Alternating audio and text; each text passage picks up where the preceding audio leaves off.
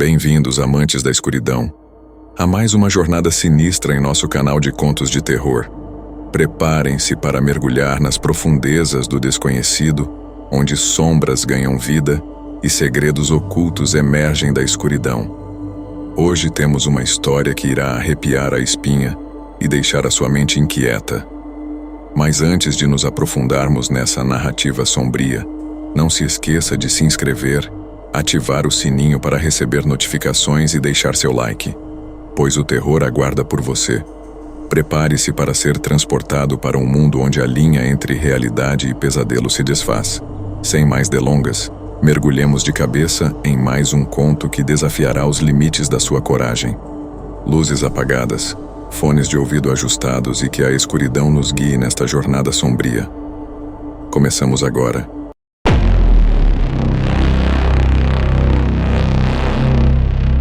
Em uma noite chuvosa de outono, quando a névoa envolvia o hospital em um manto de mistério, um incêndio devastador começou a se espalhar pelos andares superiores. Os alarmes soaram, e a equipe de emergência entrou em ação. Entre os que estavam de plantão naquela noite estava a doutora Ellen Parker, uma jovem médica com uma reputação impecável. A doutora Parker havia se dedicado inteiramente à sua profissão, e seu amor pela medicina era evidente em cada ação que tomava. Mas naquela noite, seu mundo mudaria para sempre. Assim que o alarme soou, a doutora Parker e sua equipe se mobilizaram rapidamente. Eles começaram a evacuar os pacientes, começando pelos que estavam em estado crítico. Enquanto as chamas devoravam andares superiores, o cheiro de fumaça se espalhava pelo ar, e a situação se tornava cada vez mais caótica. Os gritos de pânico e confusão preenchiam os corredores. A doutora Parker sabia que precisava agir rapidamente para salvar o máximo de vidas possível. Quando a equipe chegou ao terceiro andar, onde a fumaça era mais densa, perceberam que havia pacientes que ainda não haviam sido evacuados. Uma enfermeira, a senhora Wilson, gritou que havia um paciente em estado grave, um idoso que não conseguia se mover devido a um acidente vascular cerebral recente. O coração da doutora Parker disparou ao ouvir isso. Eles não podiam deixar ninguém para trás. Cobrindo a boca e o nariz com uma máscara improvisada, a doutora Parker se virou para a enfermeira e disse: "Vamos, temos que levá-lo para fora." Elas correram pelos corredores escurecidos, lutando contra a fumaça e o calor. Quando finalmente chegaram ao quarto do paciente, a visão que encontraram foi devastadora. O idoso estava em sua cama, inconsciente e sem forças. O lugar estava cheio de fumaça, e as chamas podiam ser vistas através da porta. Enquanto a enfermeira ajudava a levantar o paciente, a doutora Parker sentiu uma onda de adrenalina a impulsionando. Elas lutaram para estabilizá-lo, mas a fumaça tornava a respiração difícil. Com um esforço conjunto, elas conseguiram mover o paciente em uma maca improvisada e começaram a avançar para a porta. Mas, ao abrirem a porta, uma onda de calor intenso as atingiu, e as chamas começaram a se aproximar rapidamente. "Rápido! Temos que sair agora!" gritou a doutora Parker, puxando a maca com todas as suas forças. Enquanto avançavam, o calor aumentava e a fumaça começou a envolver tudo. Elas foram forçadas a se agachar, mas a determinação de salvar a vida do paciente as mantinha em movimento. No entanto, ao chegarem ao corredor, a situação piorou. Um grupo de pacientes começou a entrar em pânico, e o caos tomou conta.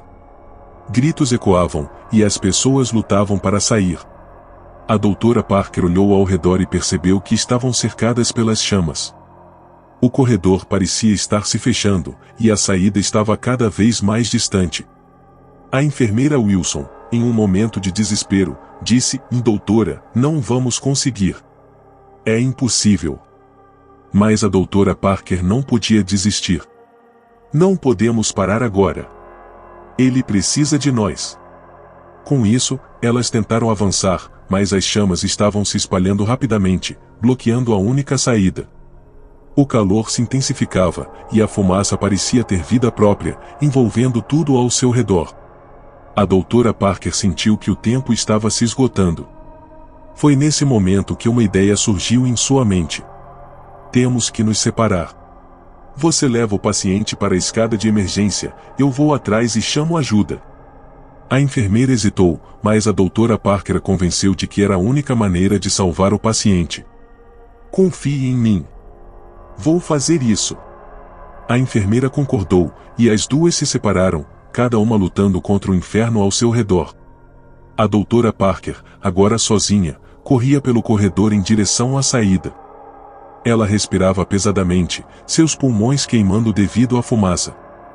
Quando finalmente chegou a uma janela, percebeu que não havia como sair. O fogo havia tomado conta da entrada principal, e as escadas estavam bloqueadas. Desesperada, ela olhou para trás e viu que a fumaça começava a engolir o corredor. Um grito desesperado ecoou de algum lugar ao longe, mas não era possível identificar sua origem. Ela sabia que precisava encontrar outra saída. Enquanto corria, ela se deparou com o antigo auditório do hospital, que estava em grande parte intacto. A porta estava entreaberta, e a luz do luar iluminava o espaço. A doutora Parker decidiu entrar, pensando que poderia encontrar um caminho alternativo para escapar. Ao atravessar a porta, no entanto, algo a paralisou. Diante dela, havia uma visão aterradora. O auditório estava repleto de figuras indistintas, todas sentadas em cadeiras, como se estivessem esperando algo. A doutora Parker sentiu um arrepio percorrer sua espinha. Era como se essas pessoas fossem sombras de almas perdidas, presas entre a vida e a morte. Seus olhares eram vazios, e o ambiente era pesado com uma sensação de desespero. No meio dessa cena surreal, a doutora Parker ouviu uma voz baixa e sussurrante que ecoou em sua mente: "Ajude-nos." As palavras ressoavam, e ela percebeu que essas almas estavam clamando por ajuda. Era um chamado do passado, e a doutora Parker sentiu a urgência de responder. Com um profundo senso de compaixão, a doutora Parker decidiu que não poderia simplesmente ignorar aquele apelo. Ela começou a falar, tentando confortar aqueles que estavam ali. "Estou aqui para ajudar. Vocês não estão sozinhos." Ela percebeu que as sombras começaram a se dissipar, como se sua presença estivesse trazendo um pouco de esperança. Mas a realidade logo a atingiu. O incêndio estava se aproximando, e o tempo estava se esgotando. Ela precisava sair. Em um último esforço, a doutora Parker se virou para as sombras e disse: "Vou fazer o que posso. Vocês merecem paz." Com isso, ela correu para a saída, determinada a salvar aqueles que ainda estavam vivos. Ao sair do auditório, a fumaça estava mais densa do que nunca, e o calor a queimava. Com dificuldade, ela alcançou uma saída de emergência e, finalmente, conseguiu escapar para o ar livre. O céu noturno estava coberto de fumaça, e os gritos dos bombeiros ecoavam ao fundo enquanto eles lutavam contra as chamas. Quando finalmente se afastou do prédio, a doutora Parker se virou para observar o hospital. O edifício, uma vez um símbolo de esperança, agora era um inferno em chamas. Ela sentiu uma onda de tristeza, mas também uma determinação renovada. Ela havia feito o possível naquela noite. Nos dias que se seguiram, o incêndio no hospital de Eldridge se tornou uma notícia nacional. A doutora Parker foi elogiada por sua bravura e coragem, mas para ela, a verdadeira luta havia acabado de começar. Os fantasmas das almas perdidas no auditório a acompanhavam, e ela sabia que precisava continuar lutando não apenas por seus pacientes, mas também por aqueles que não tinham conseguido escapar. A história do incêndio no hospital se tornou uma lenda na cidade, um lembrete sombrio de que a vida é frágil e que as almas que partiram em meio ao caos sempre permanecerão por perto, esperando um sinal de que não foram esquecidas. A doutora Parker dedicou sua vida a ajudar aqueles que estavam vivos, mas nunca deixou de carregar o peso daquelas almas perdidas em seu coração, uma lembrança constante de que, mesmo em meio ao terror, a esperança e a compaixão podem prevalecer.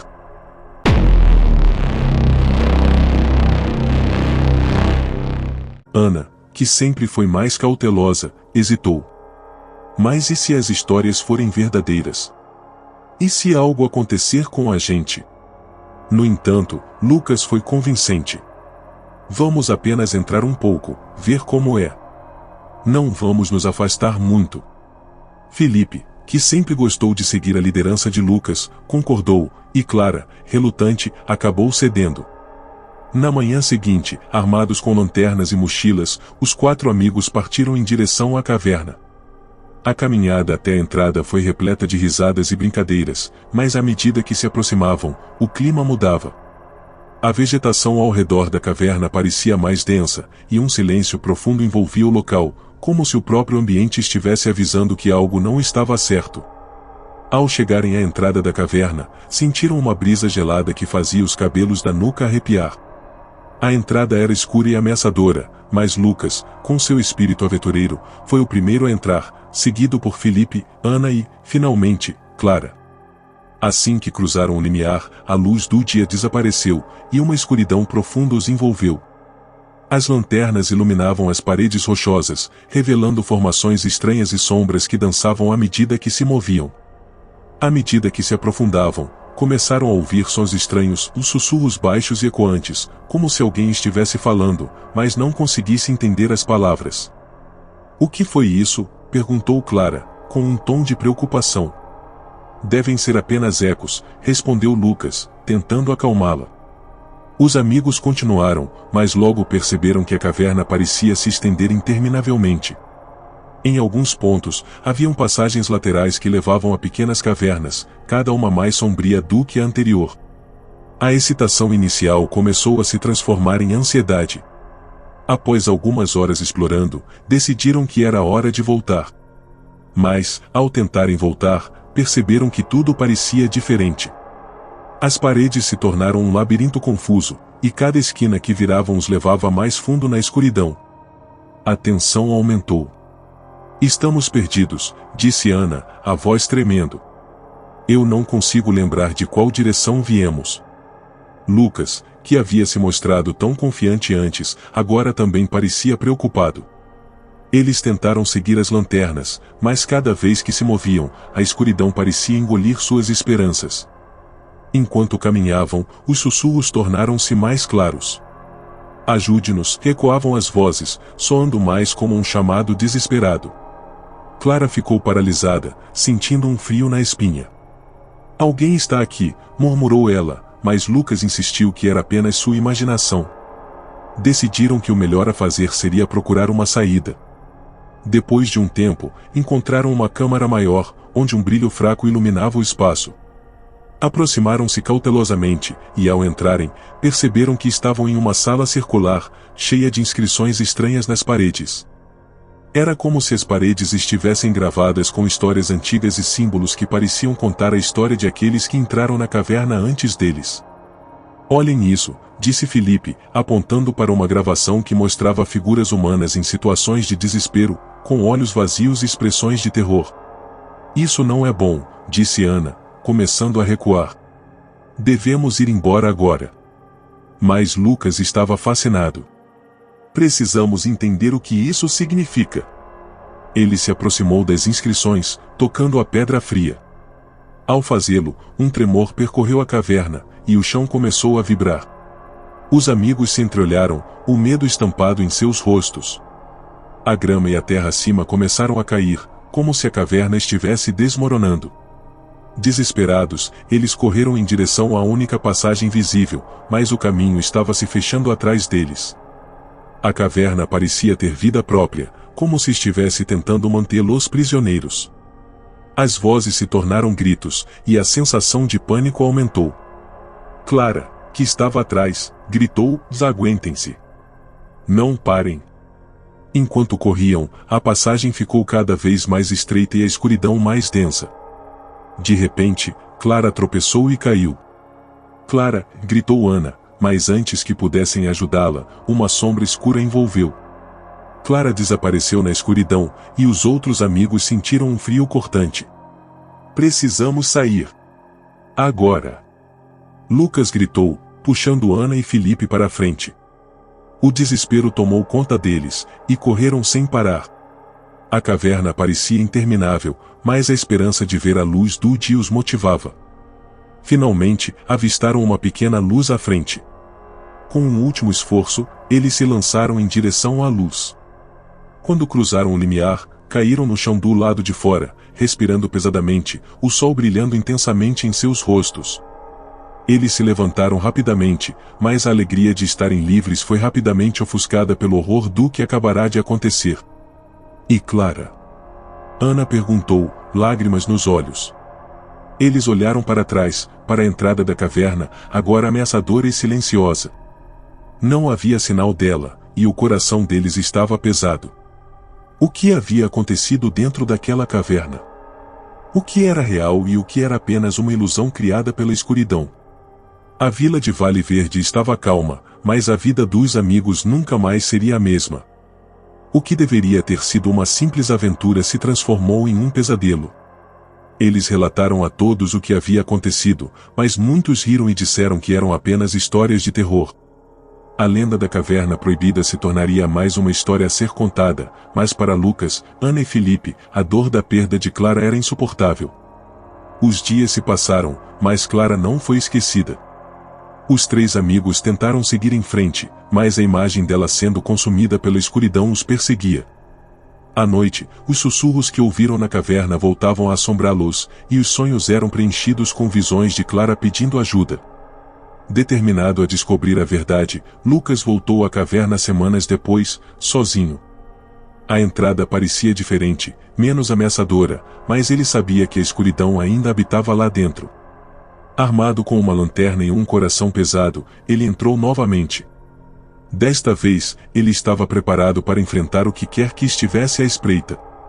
Ele caminhou pela caverna, revivendo cada momento que havia vivido com seus amigos. Ao chegar na câmara circular, ele encontrou as mesmas inscrições, mas algo havia mudado. As figuras nas paredes agora pareciam olhar diretamente para ele, com expressões de dor e sofrimento. Lucas sentiu a pressão do ar ao seu redor. As vozes começaram a ecoar novamente, mas desta vez, ele estava preparado.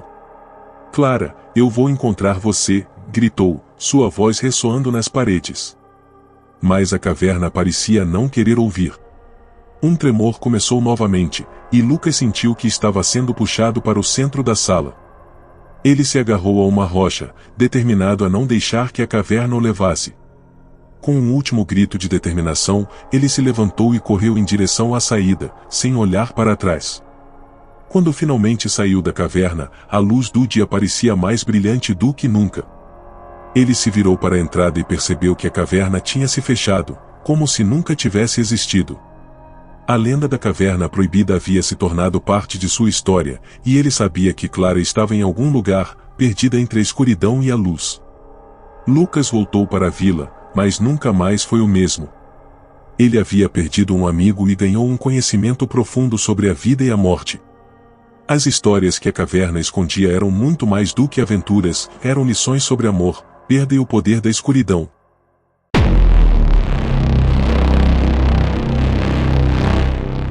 O campo, localizado na floresta densa e envolto em lendas, era conhecido como Camp Crystal. As crianças, geralmente cheias de entusiasmo, estavam um tanto apreensivas. Boatos de que o campo era assombrado por uma antiga presença começaram a assombrar as conversas dos jovens.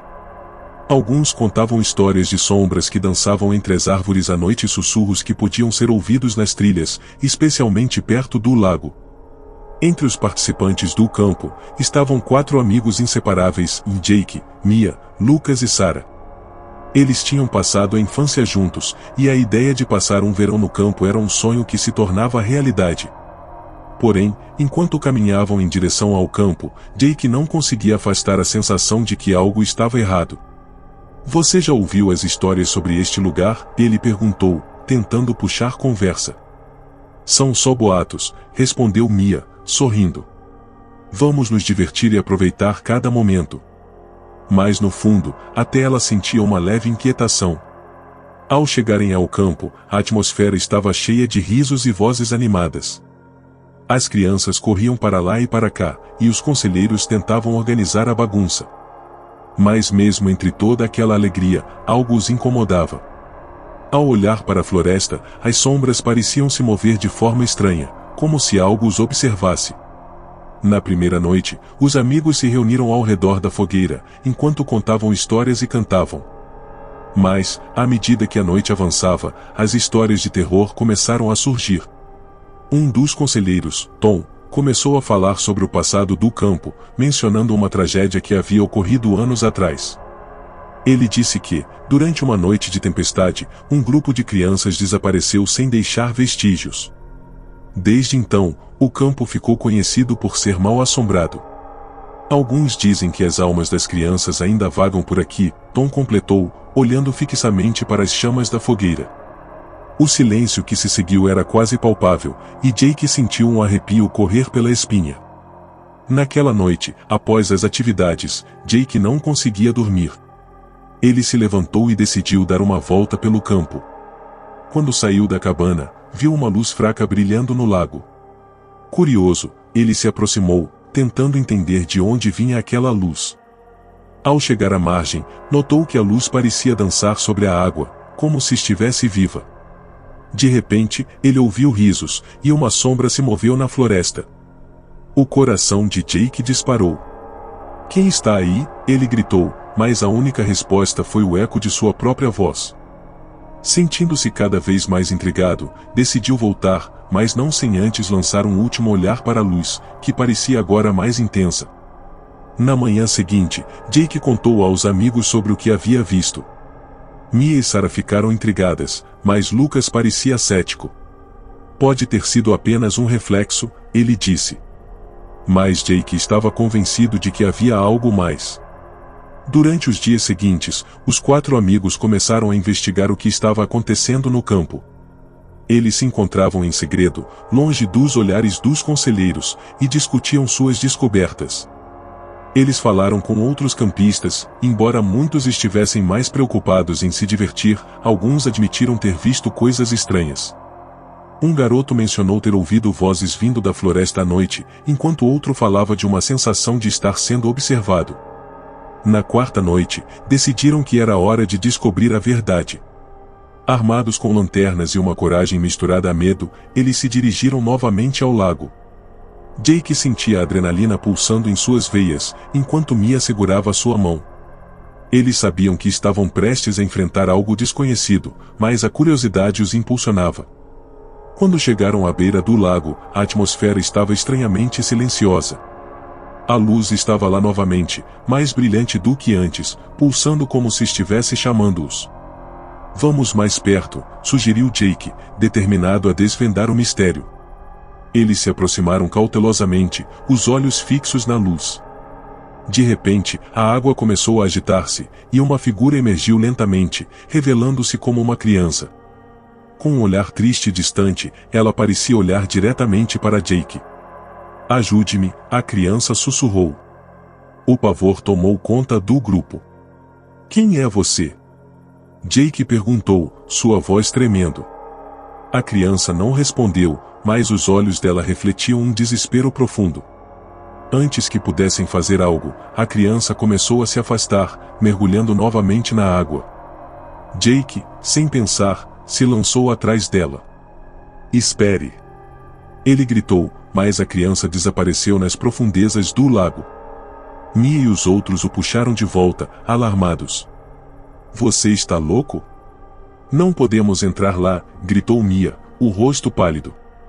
Jake estava ofegante, a adrenalina ainda correndo. Ela pediu ajuda. Naquela noite, a tensão era palpável. Jake não conseguia parar de pensar na criança. Ele estava determinado a descobrir a verdade e encontrar uma maneira de ajudá-la. Na manhã seguinte, os amigos decidiram explorar mais a fundo a floresta em busca de respostas. Eles lembraram-se da história sobre o desaparecimento das crianças e começaram a investigar as áreas ao redor do lago. À medida que se aventuravam pela floresta, encontraram uma pequena cabana abandonada, coberta de musgo e cheia de teias de aranha. "Isso parece importante", disse Lucas, examinando a estrutura. Ao entrar, eles se depararam com fotos antigas de crianças, algumas parecendo felizes, outras com expressões sombrias. A atmosfera estava pesada, e o grupo trocou olhares preocupados. Em uma mesa empoeirada, encontraram um diário. A escrita era de uma das crianças desaparecidas, e conforme liam, os amigos começaram a entender que a criança do lago era, na verdade, uma alma perdida. O diário falava de uma noite fatídica, em que as crianças foram enganadas por uma entidade que se alimentava de suas emoções. Elas foram atraídas até o lago e nunca mais foram vistas. Precisamos ajudá-la a se libertar, disse Jake, decidido. Eles descobriram que a única maneira de fazê-lo era realizar um ritual de purificação. O grupo começou a planejar como poderiam fazer isso, pesquisando os símbolos que haviam encontrado no diário. Naquela noite, eles se reuniram à beira do lago, sob a luz da lua cheia. Com a água calma, o cenário parecia perfeito para o ritual. Eles desenharam os símbolos na areia e começaram a entoar palavras que tinham encontrado no diário, esperando que a criança aparecesse novamente. Enquanto eles cantavam, a luz começou a brilhar intensamente, e a figura da criança emergiu das águas, mais clara do que antes. Ajude-me, ela sussurrou, sua voz agora cheia de esperança. Estamos aqui para te ajudar. Vamos libertá-la, disse Mia, olhando nos olhos da criança. Eles continuaram com o ritual, e a atmosfera começou a mudar. A água do lago agitou-se, e uma força invisível parecia puxá-los para baixo. Segurem-se, gritou Jake, enquanto o grupo lutava contra a força que os tentava arrastar. Eles continuaram a cantar, focando sua energia na libertação da criança. Finalmente, a luz explodiu em um brilho intenso, e a criança começou a sorrir, sua figura se iluminando como nunca antes. Obrigada, ela disse, antes de desaparecer em um brilho ofuscante. Os amigos caíram no chão, exaustos, mas aliviados. O lago estava em paz, e a presença que os cercava havia desaparecido. Eles haviam cumprido sua missão e ajudado uma alma perdida a encontrar descanso.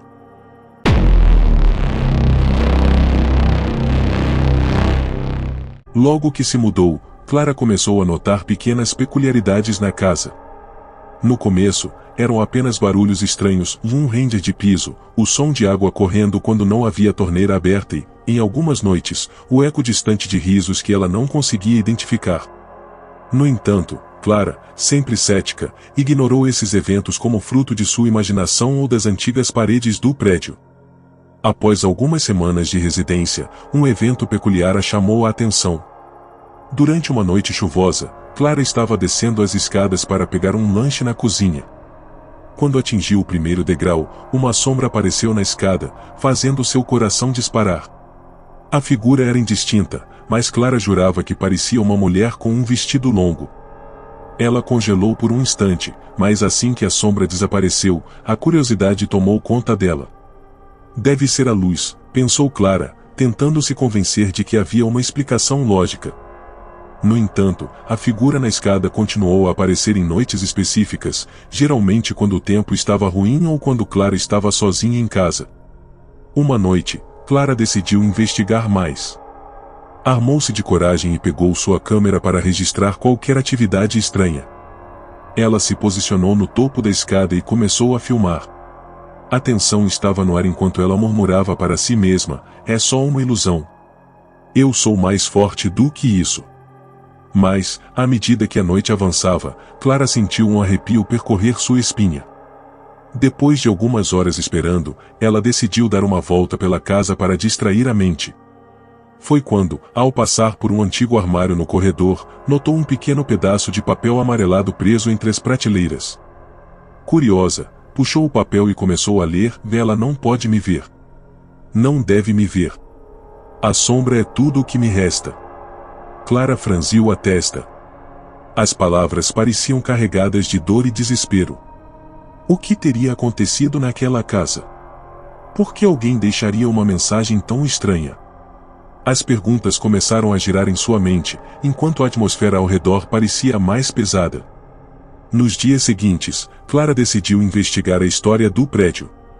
Ela visitou a biblioteca local e mergulhou em registros antigos. Logo, ela descobriu que o edifício havia sido construído no início dos anos 1900 e que, em uma de suas unidades, uma jovem chamada Elisa havia vivido. Elisa era conhecida por sua beleza e bondade, mas, após um trágico acidente que resultou na morte de sua família, ela desapareceu sem deixar rastros. Intrigada, Clara voltou para casa, sentindo uma conexão estranha com Elisa. A história da jovem a tocou de uma forma que ela não conseguia explicar. Naquela noite, decidiu que precisava saber mais e tentou contatar Elisa de alguma forma. No fundo, Clara acreditava que talvez a sombra que aparecia nas escadas fosse o espírito da jovem, presa entre este mundo e o próximo. Armada com velas e um caderno, Clara se preparou para uma sessão de espíritos. Ao acender as velas, ela sentiu um frio intenso percorrer o ambiente. Começou a escrever no caderno: "Vê, Elisa, se você está aqui, por favor, mostre-se." As chamas das velas tremeluziam e, por um momento, Clara sentiu que a temperatura ao seu redor caía drasticamente. De repente, uma brisa fria passou pela sala e as velas se apagaram. A escuridão a envolveu, mas Clara não recuou. Ela sabia que precisava enfrentar o que estava prestes a acontecer. "Se você está aqui, me ajude a entender o que aconteceu com você", disse ela, tentando controlar a ansiedade. Foi quando uma sombra apareceu novamente. Desta vez, a figura estava mais definida, e Clara podia ver um vestido branco esvoaçando. A sombra observava, e Clara sentiu uma mistura de medo e compaixão. Ela começou a falar com a sombra, tentando entender seu sofrimento. "Elisa, por que você não pode descansar em paz?" A figura pareceu hesitar antes de se mover, gesticulando em direção à escada. Clara seguiu a sombra, que a levou até o porão do prédio. O coração de Clara disparava enquanto ela descia os degraus, cada passo trazendo um novo frio. Quando chegou ao fundo da escada, ela encontrou uma porta entreaberta. Com hesitação, empurrou a porta e entrou. O que viu a deixou horrorizada. O porão estava cheio de objetos pessoais, roupas antigas e fotos. No entanto, no fundo, Clara avistou algo que a fez parar: um espelho empoeirado e quebrado. Quando se aproximou, viu a figura de Elisa refletida atrás dela. Clara virou-se rapidamente, mas a sombra já havia desaparecido. Desesperada, Clara começou a vasculhar o porão, em busca de respostas. Ela encontrou uma caixa de madeira, empoeirada e desgastada, e a abriu. Dentro havia cartas e fotos antigas de Elisa com sua família. O conteúdo era nostálgico e triste, e Clara percebeu que Elisa havia sido uma jovem cheia de vida, antes de sua tragédia. Enquanto lia as cartas, Clara ficou com o coração pesado. Elisa parecia ter perdido tudo, e a sensação de perda a envolveu. De repente, Clara ouviu um sussurro: "Vá, ajude-me." A voz era suave, mas carregava uma dor intensa. Clara compreendeu que a sombra não era uma ameaça, mas sim um apelo por ajuda. Naquela noite, Clara decidiu que precisava dar um descanso a Elisa. Ela voltou à biblioteca para pesquisar mais sobre o que poderia fazer para ajudar a alma perdida. Após horas de pesquisa, encontrou uma prática de ritual que envolvia acender velas e dizer uma oração específica para libertar os espíritos atormentados. Determinada, Clara se preparou para a noite do ritual. Armou um altar improvisado no porão, colocando as cartas e fotos de Elisa ao lado de velas acesas. Assim que tudo estava pronto, Clara começou a recitar as palavras que havia aprendido, chamando a jovem e pedindo que ela encontrasse paz. À medida que as palavras saíam de sua boca, a atmosfera começou a mudar. Um vento frio soprou através do porão, fazendo as velas oscilar. Clara sentiu um peso em seu coração, mas continuou. Ela sabia que estava fazendo a coisa certa. No momento em que terminou de recitar a oração, uma luz suave começou a emanar do espelho. Clara olhou para o reflexo e viu a figura de Elisa sorrindo para ela, como se finalmente estivesse livre. A sombra começou a se dissipar, e Clara sentiu um alívio imenso. "Obrigada", foi a última palavra que Clara ouviu antes que a luz se apagasse e a sala ficasse em silêncio.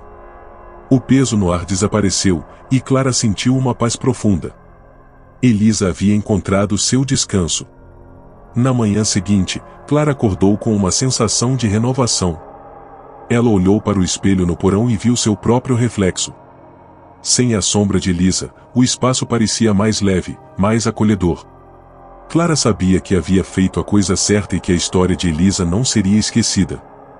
Os dias se passaram, e Clara continuou a viver em seu apartamento, agora sem os barulhos estranhos ou a sensação de que estava sendo observada. A experiência havia mudado, e ela se tornou uma defensora da história de Elisa, compartilhando-a com quem quisesse ouvir. A sombra na escada se tornará uma história de esperança e libertação, e Clara sabia que, embora Elisa tivesse partido, sua memória viveria para sempre. O mistério do edifício foi resolvido, e a paz finalmente reinou em Eldridge, onde sombras não eram mais sinônimo de medo, mas de histórias que aguardavam para serem contadas.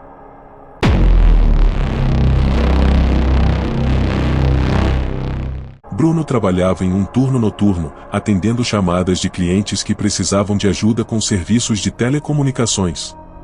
O ambiente era monótono, mas ele estava acostumado a lidar com a pressão e o estresse. O que Bruno não esperava era que aquela noite se tornaria um marco em sua vida. Era por volta das 23 horas, quando o telefone tocou. Bruno atendeu como de costume. Olá, você está falando com Bruno. Como posso ajudá-lo? Do outro lado da linha, uma voz feminina e trêmula respondeu: por favor, me ajude. Eu não sei o que fazer. A urgência na voz da mulher chamou a atenção de Bruno, e ele imediatamente se concentrou na conversa. Calma, senhora. Pode me dizer o que está acontecendo? Ele perguntou, tentando acalmá-la. Eu estou presa em casa, e ele está aqui comigo. Eu não sei quanto tempo eu tenho. Ele vai me matar. A voz da mulher ficou mais alta e desesperada, enquanto o som de algo quebrando ao fundo ecoava pela linha. Bruno sentiu um frio na espinha. Ele não sabia se aquilo era uma brincadeira ou se a mulher realmente estava em perigo, mas a intensidade da situação exigia ação. Por favor, onde você está? Eu vou chamar a polícia agora mesmo. Não. Não chame a polícia. Ele vai me matar se souber que você está me ajudando. A voz tremia de medo, e Bruno percebeu que o tempo estava se esgotando. Ele não pode saber que eu estou falando com você. Ele está muito perto. Bruno, sentindo-se impotente, tentou descobrir mais informações. Por favor, me diga onde você está. Eu vou fazer o possível para ajudá-la. É uma casa azul, na Rua das Flores, número 27. Eu estou no banheiro, escondida. Por favor, não demore. A chamada ficou em silêncio por um momento, e Bruno sentiu seu coração acelerar. Ele decidiu que não podia esperar mais. Vou ligar para a polícia agora. Fique calma, você está fazendo o certo ao se esconder. Eles vão chegar, ele disse, mas a linha ficou murcha. O telefone havia caído, e Bruno não conseguia mais ouvir a mulher. Desesperado, ele imediatamente discou o número da polícia e explicou a situação. O atendente do outro lado da linha parecia cético, mas Bruno insistiu, contando sobre a voz angustiada da mulher e a urgência da situação. Por favor, mandem alguém até lá. Ela pode estar em perigo. A polícia finalmente concordou em enviar uma viatura, mas o tempo parecia se arrastar. Após alguns minutos que pareceram uma eternidade, Bruno decidiu tentar ligar novamente para a mulher. Ele estava nervoso, mas precisava saber se ela ainda estava a salvo. Com as mãos tremendo, discou o número, e para sua surpresa, a chamada foi atendida. Oi. A voz da mulher estava mais fraca, e Bruno a reconheceu instantaneamente. Você ainda está aqui? Sim. O que aconteceu? Você ainda está em segurança? A tensão na voz de Bruno era palpável. Ele entrou no banheiro. Não sei quanto tempo mais consigo ficar escondida. O desespero era evidente em sua voz, e Bruno começou a sentir a adrenalina subir. Fique quieta. Eu estou tentando fazer o que posso. A polícia já está a caminho. Você precisa ficar calada, Bruno disse, tentando controlar a situação. Ele vai me encontrar. Não há mais tempo. A voz dela estava cheia de pânico, e Bruno sentiu um nó se formando em seu estômago.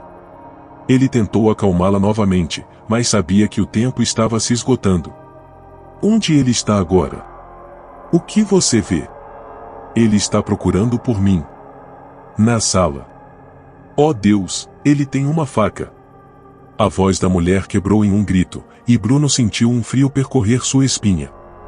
Fique calma. Apenas se esconda. A polícia está a caminho.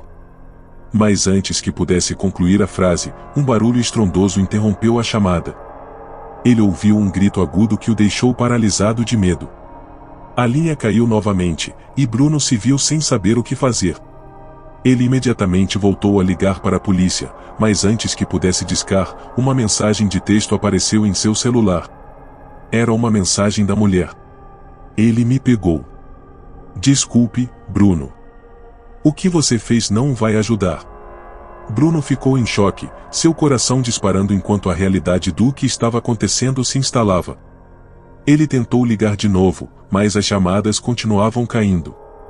As sirenes da polícia começaram a soar ao fundo, mas não havia como saber se chegariam a tempo. Desesperado, Bruno decidiu agir por conta própria. Ele saiu de sua estação de trabalho e correu em direção à saída. Ele precisava ir até a casa da mulher. Sabia que era arriscado, mas não podia ficar parado enquanto a vida dela estava em perigo. Quando chegou à Rua das Flores, a tempestade havia piorado. A chuva caía em torrentes, e o vento uivava ao seu redor. Com dificuldade, Bruno encontrou a Casa Azul. Ele podia ver uma luz acesa na janela, e sua mente se encheu de esperança. Talvez ainda haja tempo, pensou. Com o coração na garganta, ele se aproximou da porta da frente e bateu, mas não obteve resposta. Ele forçou a entrada e entrou na casa, gritando, "Voe! Você está aqui?" O silêncio o envolveu, e o medo começou a tomar conta de seu corpo. Cautelosamente, Bruno começou a explorar os cômodos. A sala estava em desordem, com móveis virados e objetos quebrados. O cheiro de sangue pairava no ar, e Bruno sentiu sua pele arrepiar. Ele finalmente chegou ao banheiro e empurrou a porta com força. O que viu fez seu coração afundar. O banheiro estava em completo caos. O espelho estava quebrado e a pia coberta de manchas vermelhas. Mas não havia sinal da mulher. Ele olhou ao redor, tentando encontrar qualquer pista que pudesse ajudá-lo. "Por favor, me diga onde você está", ele gritou, sua voz ecoando no silêncio. Mas não houve resposta. O desespero começou a se instalar, e Bruno estava prestes a perder a esperança quando ouviu um ruído vindo do quarto ao lado. Ele se aproximou lentamente, sua mão tremendo enquanto tocava a maçaneta. O coração batia forte em seu peito, e a adrenalina pulsava em suas veias. Ao abrir a porta, ele viu uma cena horrível. A mulher estava caída no chão, com um homem em cima dela, segurando uma faca. Bruno gritou e correu para a cena. O homem olhou para ele com olhos frios, mas antes que pudesse reagir, Bruno se lançou contra ele, empurrando-o para longe da mulher. Uma luta brutal se seguiu, enquanto eles se debatiam no chão. Bruno estava em desvantagem, mas não podia desistir. Finalmente, com um último esforço, Bruno conseguiu desarmar o homem e o empurrou contra a parede. Ele agarrou a faca e a lançou para longe. "Chame a polícia. Eles já estão a caminho", ele gritou, enquanto olhava para a mulher caída no chão. A mulher estava pálida e parecia estar em estado de choque. Bruno ajudou a se levantar, e eles se afastaram do homem, que estava agora encostado na parede, sem forças para continuar. "Você está segura agora", Bruno disse, segurando a mulher. Poucos minutos depois, as sirenes da polícia soaram mais perto, e Bruno se sentiu aliviado. A mulher, ainda tremendo, agradeceu a Bruno por sua coragem. "Eu pensei que não iria sobreviver", ela sussurrou, enquanto a polícia chegava e prendia o homem. Bruno se virou para olhar o homem, que agora estava sob custódia.